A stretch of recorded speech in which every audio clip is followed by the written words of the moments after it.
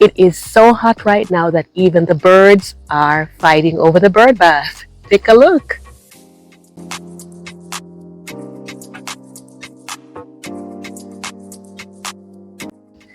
Anyway, today we're going to be taking a look at some drought-tolerant plants that are able to handle the heat. And if you've never been here before, my name is Marlene. Welcome to my home and garden channel. So let's start off with some of the flowers that are in my garden, and then we'll go further afield. This first one right here is vinca, and they almost look like they're glowing. It was a little bit sunny, so that's the look that I got from them. Over here we have a container with 3 different types of flowers. We have the Calliobrachia at the front, and they're so small, but they're so cute, and they produce this pillar effect in the container. And just to say that, you can grow drought tolerant plants in containers, but ideally you want to put them in large containers so you have that cushioning. We have some more vinca there, and you saw the marigold earlier. And as far as the vinca goes, there are so many different varieties of vincas that you can plant. Of course, you can put them in containers like I did just now, or if you like, you could put them in your flower beds, and they really come to life. Sometimes they'll grow up to about 18 inches or so, and they're just so beautiful in the landscape, and they go pretty much until the first frost, so they will last for a long time. And what I'll say for containers is try to go for plastics or ceramic, because they don't dry out as easily as your terracotta pots. So you'll have to water them more if they're in terracotta pots.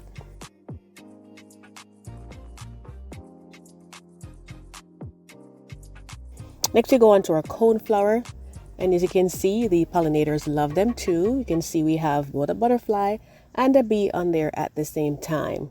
And I just love when they come to the garden because they help to pollinate my veggies, in other areas around the yard. And here are some more coneflowers, right? You can see there are different colors of them, and I think they're so gorgeous. You can see you could just grow that as one type of flower and you're pretty much good to go, just different colors. And look at this one. The style is very different on that one. The petals are longer and they're more slender. And here's another one here. And I did a whole another video on a coneflower, so I'll link it in the description box below for you. Next up we have our salvia. Such a beautiful, beautiful plant. I can't say enough about these flowers. What I love about them is that they bloom from early spring right through to the end of summer. Now, if you like, you can have them, you can enjoy them when the flowers are blooming, and you can leave them after they've faded and they're still beautiful, adding that interest to your garden. But of course, you can always go ahead and deadhead them off. And then when you do, you'll get more blooms coming up behind. They bloom the most though in the springtime, I will say, but you will still get lots of blooms in the summertime. And there are many different types of salvia as well too. This is just one variety of them. If you look close at the leaves and you do grow mint, you'll notice that they look kind of similar because they are in the same family as mint. So they're able to really, spread out. They're not invasive though, so they're pretty much controlled. And it is a perennial, so it does come back year after year.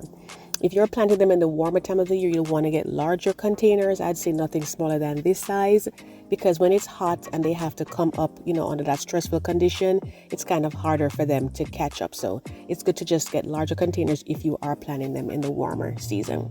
And of course, there are the pink ones there as well too, which I think are also very, very cute. Love salvia.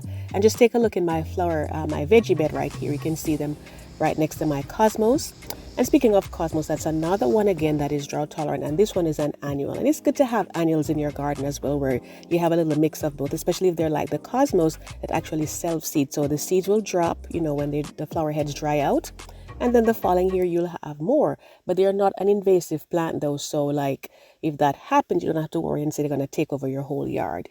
And you can always pluck them out if you don't like too many of them in the area, but they're so beautiful, why would you? You know what I mean?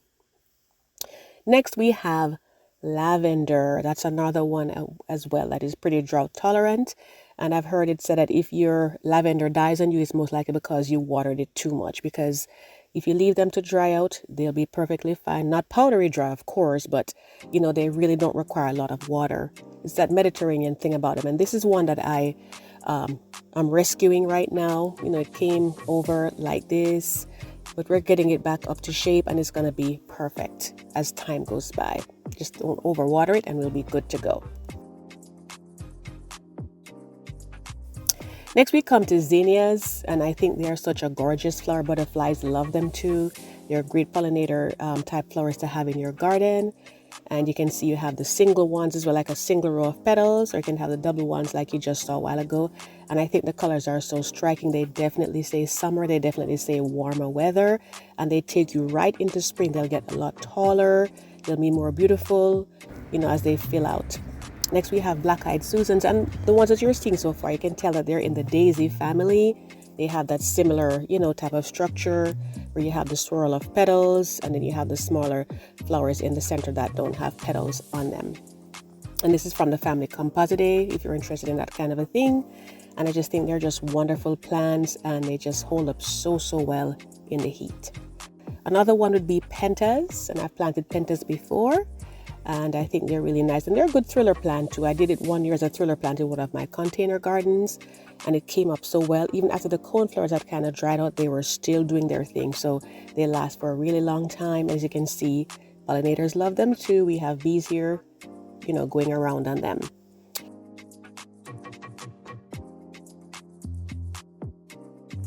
Next we have lantana, another rough and tumble plant here.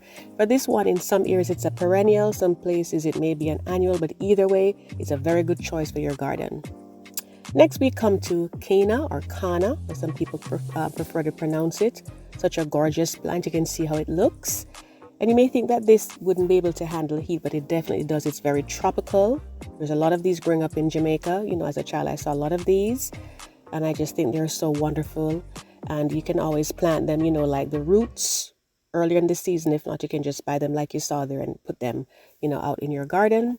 And you can see how tall some of them can become. These ones have a darker hue on the leaves. This is a different variety. And I'm so sorry I didn't catch these. I was visiting somewhere and I saw them and I thought they're beautiful. They weren't blooming yet, but I can just imagine how gorgeous, they would be, or they will be when they come out. And of course, you have the yellow ones. You also have some pink ones too, but I didn't see any pink ones this day when I came out. You can see what the prices are looking like there if you're interested in that. But it definitely holds up really well. And, in many places it comes back year after year. Next over here we have purslane. It's also called the moss rose. And they're kind of succulent like in nature. So, of course, they're able to, retain the water, and they can fight the heat for you. And they're great as hanging plants, as, hanging baskets as well, too. And just to say that if you like flowers, you like my topics and my tips, and you just want to come along on my garden adventures, be sure to hit the subscribe button and tap the notification bell twice so you never miss an upload. Next we have myrtle, and this is a small tree, or I'd say small to medium sized tree you can plant in your yard, and I just absolutely love it. I've done a full video earlier a few months ago talking about when to prune them, like back in the end of winter if you're in not in a tropical area. And they're just wonderful. They come back year after year, and they really don't demand a lot. They're pretty much disease resistant. Not a lot happens with them, to really affect them in that way. And you can see how striking the colors are and the blooms. You have many different colors. This one is a lavender color one right here. And you can control them not to grow as tall as this one, because this one maybe is about 30 feet, but you can control them to maybe like about 10 feet or so by cutting them back every year, lower down, and that will help to control it. This is another gorgeous one again here, a beautiful, beautiful white colored one. We're going to step outside of the box a little bit, or think outside the box a little bit, and look at grasses. This is fountain grass right here, and as you can see, it does produce flowers too.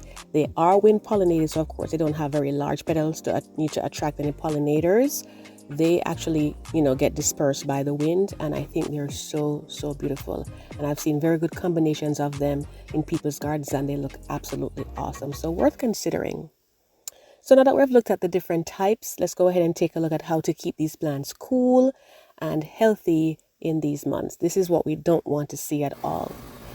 So for example, now this is our cosmos right here. First thing you want to do is to make sure that you're watering them, sufficiently. Yes, they're drought tolerant, but they still need water. So I'd say you'll water them less for sure, but they still need to be watered. If you can use, like your watering can, but if not, if it's a large area that you have, I highly recommend getting like a wand like this to put on your hose. And you can see it has different settings around there. It's Garden Line, and I will link it in the description box for you just in case you are wanting to get one of those on Amazon. I absolutely love it. You can see it has a little mesh right there, so if it's, not screwed on, there's nothing going to go up in there to block the little holes and all of that. So let's take a look and see how it works. You basically turn it on and you select the one that you want. I'm going to put this one on shower. You have shower, you have, flat, you have vertical, you have mist, all of that. And it just works so well on the plants. And of course, you always want to try. If you're going to wet the leaves of your plants, I usually say to do that, in the morning so they can dry out. You don't want to have water on them overnight because that tends to make them have, like get fungal infections and stuff like that. And see, you can control the flow when it's coming and going. And I just absolutely love it. So I'll link it below for you. Over here now, it's about feeding. That's the next thing. Bear in mind that if you're going to be feeding your plants, not as often when the weather is warm, they more want to drink than they want to eat at that point. You can back it off a little bit. You can still feed them, but make sure the soil is wet before you do so. Next thing is mulching. I talk about mulch a lot. I'm sure if you watch my videos, you know that, but I think it's so important, guys. It helps to retain moisture. It keeps the weeds away because the weeds will help to pull the water away from your plants, and then they're in competition with that. So it's better to just have the mulch, and you will have a less likely chance of having lots of weeds coming in on your garden. And of course, when the winter comes around, for your perennials that are going to come back, it helps to keep them warm under the soil. Now, when you do mulch, as I usually say, try to back it off a little bit, maybe an inch or so from the stem of your plant, so that way, you don't have insects crawling up very easily on it. Speaking of insects, sometimes they may get like white flies. That happens with sometimes, especially like the daisy type flowers. You don't want to go in and spray them. I have, you can use insecticidal soap that like I use sometimes here, or if you wanted to make your own homemade solution, that's fine too, but just be sure to check them every now and then and spray them off. So I'm hoping that you got some great ideas from this here. And if I missed any that you yourself have grown and you thought it would be a good addition, be sure to put it in the comments. I'm always happy to hear from you. I love to see your comments and I love your encouragement. It makes me want to keep making more and more videos for you. I want to thank you so much for watching today. Happy gardening, stay cool, and I do hope to see you in the next video. Take care.